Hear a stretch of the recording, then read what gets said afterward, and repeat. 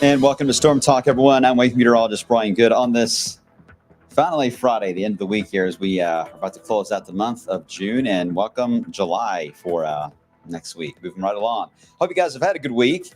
I know we've had some downpours that gave us over an inch of rain, up more than that in some cases, and some of you got skipped. So rain remains one of the main topics and focal points of the extended outlook, along with, of course, any heat waves that we're going to be tracking and how we can hopefully escape some of them as they try to build. And, of course, the tropics. This time of the year, the tropics become more and more of a headline, and we'll all the way into October, the way things are beginning to trend this year. And I've got all three of those topics on the list today to be covered. All right. Before I get that, a couple of things I want to bring to your attention. First off, as always, you all can comment on our social media pages, Twitter, X, Facebook, YouTube, and even on Twitch, although I may not be able to see your comment right away on Twitch. There is a way, if you are a gamer or a streamer, that our videos do stay. The blog does stay on there on our feed. It's also our news page, too. All right, so I see a lot of questions already coming in about 4th of July. Hello, Jackson. Hope all is well. Hello to Michelle, Renee, and Sean, and Morgan, and Adam. All right, so before we get into the setup for the weekend, and, of course, for next week, getting to the 4th of July, just a reminder again that our contest, we've been excited about this for a while. It's still ongoing. We've got another week left or so on this. That's it. And, yeah, we have only a number of spots that we can allow for people to fit into, right? So here's the deal. You've got to scan that QR code on the screen, and we're going to be mentioning this in our weathercast. You can also go to wave3.com/contest. It's always going to be there. But this is going to be for one of the pre-screenings that'll be available from NBC Universal. They're allowing it on a Wednesday, July 17th. The movie release date is officially Friday the 19th. Of course, this is it's not really a reboot, more of it is a sequel, I guess, just a different time period of Meteorologist from the movie Twister from 1996. So if you guys remember that from the 90s, a lot of you do. Here's your chance to win 2 tickets. Escape Theaters, big partners with this. Very happy to work with Escape Theaters. And this is going to be for both locations, Jeffersonville and for Blankenbaker. If you win, you will get 2 tickets to see the movie. You will get a thing of popcorn and a drink.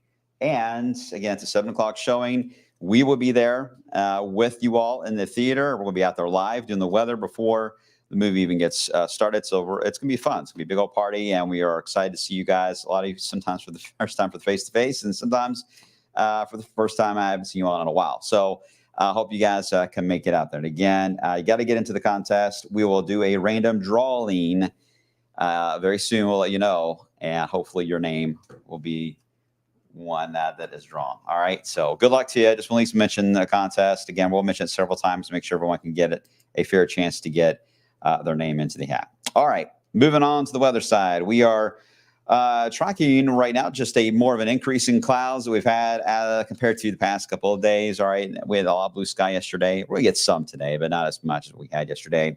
Temperatures just an inch warmer than we had yesterday. Same with the humidity, just a couple notches, enough to where you'll feel it again on the heat side. We should cross over 90 today.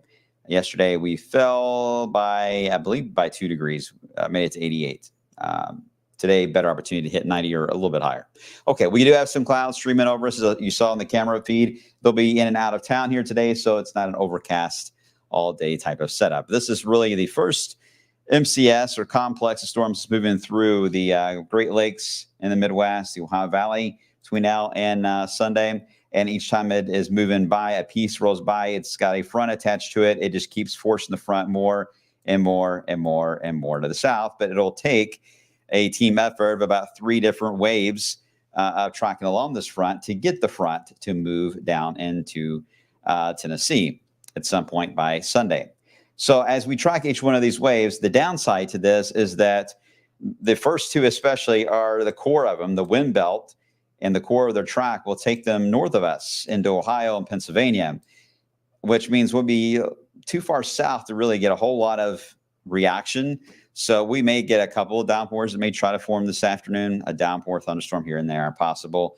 Same really with the second wave tomorrow morning through about midday. Could get 1 or 2 showers or thunderstorms. I really think it's going to be the last one that moves in that series, which would be Saturday night and Sunday. It'll be closer to us that maybe we can get some thunderstorms from it. Timing is against us because, or for us, if you don't want storms. The main impulse of that wind belt will be moving into Ohio Saturday afternoon. Peak heating of the day will be there, but there will be still a front or a tail that'll be draped across Kentucky, so it could backbuild and build back into Kentucky. But there's also a fair chance it may not do that. And if that's the case, then what I'm trying to allude to here in a very long-winded way is that some of you may not even get a drop of rain this weekend, the way this kind of a setup is played out. And on the flip side, with it being very much an east-west orientation, if you get one or two of these that can form and they can repeat, some of you could get more than an inch of rainfall, if not more, this weekend. Again, some not a drop, some more than an inch. Easy forecast. Man, this is why I chose weather. Okay, so the severe risk today, not worried about it here. It's an issue where the first wave impulse is moving in. Midwest, it zips on by. You see it, the core of it. They're mainly drawing the slight risk areas around the wind belt that is the strongest, but they've got a marginal out for any area that has got any type of modest heating that's along the boundary. So that's how they're drawing this up. And then once we get into Sunday, another impulse moves in, but it rotates down actually from the north, but mainly East Coast issue, and we should be clear of the front altogether by Sunday. So here it is on Futurecast today. You see the red. Again, showing the fuel builds up, so we do add the humidity back in. That's where we get that isolated storm chance this afternoon. It is going to be quite warm tonight. I need to look and see what the record warm low temperature is for tonight. It may not be broken because we were kind of cool this morning. It has to be a 24-hour window, midnight to midnight. Either way, I don't think we're really going to drop much at all tonight. In the city of Louisville, it's going to be tough to get below 80. I mean, a very humid, muggy night tonight. If you're one like me that loves the summer months where you can sit outside with your friends or family on the porch, have the porch light on, or light your Centrella candles and just kind of sit outside and just talk about the old days. I don't know. It's gonna be one of those nights where the mosquitoes are gonna be biting like crazy. So get ready. Okay, tomorrow, Saturday, another impulse moves on by. Again, maybe a storm chance with that as it rolls into the Ohio Valley, but there's not much on the radar. Now, the last impulse is the stronger one. You see, we have more fuel to work with. It even brings us into the 90s. But the better wind energy is here. So that's why there's more of the thunderstorm look here into Ohio, as there's more to work with. It's not zero, though. I mean, there's some wind energy for these downpours and thunderstorms to certainly feed on. And you can get a severe thunderstorm warning in this environment. Yeah, you can. It's just more of an issue into Ohio and Pennsylvania. So, again, it looks to be late afternoon, Saturday and evening. We'll watch it and let you know if there's any changes, but I haven't really seen a whole lot that looks different to me in the past 24 hours. And I'm hoping we get the humidity and everything out of here to where we don't have to have any rain chance at all on Sunday. We should be clearing things out there. All right. As far as your rainfall goes, this is an example of the frustrating part. One of the high-res models, rainfall through Monday. For the entire weekend, you can see some of you don't get a drop. And some of you will get some rainfall. So if you're debating on watering today or not, well, if the plants can make it. I mean, we had a good inch of rain in many areas this week. So if the plants look like they can get through at least waiting until Sunday, then I think you're fine. But if we don't have rain by Sunday, yeah, you're going to have to do some watering. Okay, so severe risk. I mentioned how it's a low and severe risk. Here is the Colorado State. You guys love to look at this. I know it's hard to read sometimes. These 4 panels on the left are all about Saturday, and really the only one that has anything on us is the wind potential, which, again, is pretty self-explanatory. Just a burst of damaging winds, that would trigger a warning.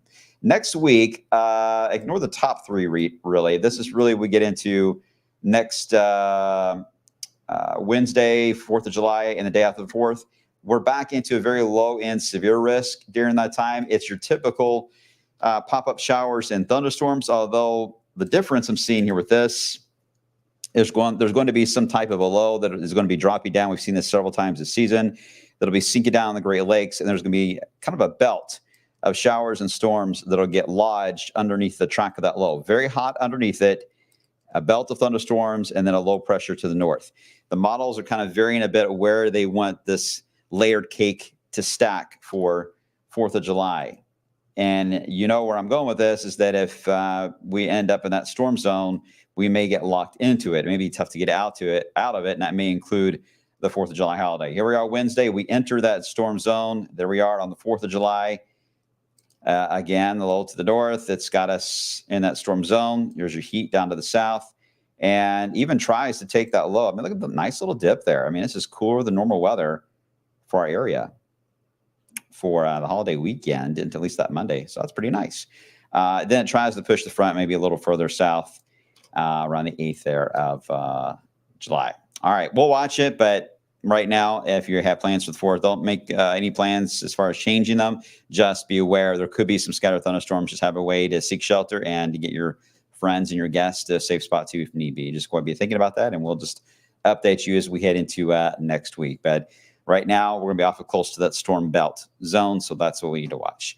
The tropics, 3 areas are watching. We've got a tropical wave here into the Bay of Campeche, expected to try to develop, but boy, it's been tough. Only given 30% chances there. And then 2 areas being overlapped that would have development. I want you to look at the red zone, and I'll show you a different look at this in a second, but the red zone is the 90% in the short term and long term. And then the yellow underneath that is for another wave that's just not coming off the coast of Africa that has a 20% chance of developing down the road once it gets to the yellow spot there on the map. But as far as the red one goes, there's no name for this one yet, but it is technically Invest 95-L, but stands a decent chance of developing. Obviously, got it 90%, and looking at the models for where would it go, so far, it would be on the southern part of the island chain into the Caribbean. And once it gets into this area, from Belize to Cuba, very warm water, especially you get into that opening there between Cozumel and Cuba.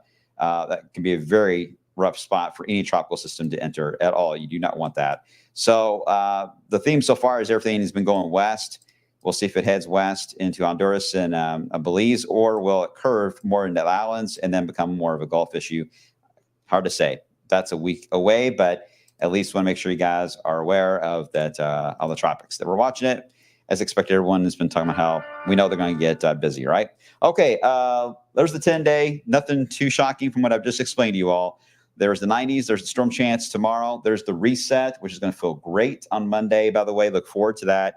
And then there's that stormy pattern for the holiday, and we'll see how that plays out as we get closer. All right. What'd you say, Michael? Going to be nice in Henry County Fair tonight. Mother Nature providing the fireworks for us tomorrow at a show in Shelbyville. All right. Yeah, hopefully there won't be too many storms tomorrow in the daytime. There may not be much. There may be quite a few clouds, but getting an active radar tomorrow is going to be tough. It's going to be really tough. Anything that does form can get strong. It's just to get into the storms to form. Margaret, we need the rain down in Marion County. I know you guys have skipped a lot down there in Marion County, especially on the eastern side, heading toward Gravel Switch. We're watching it.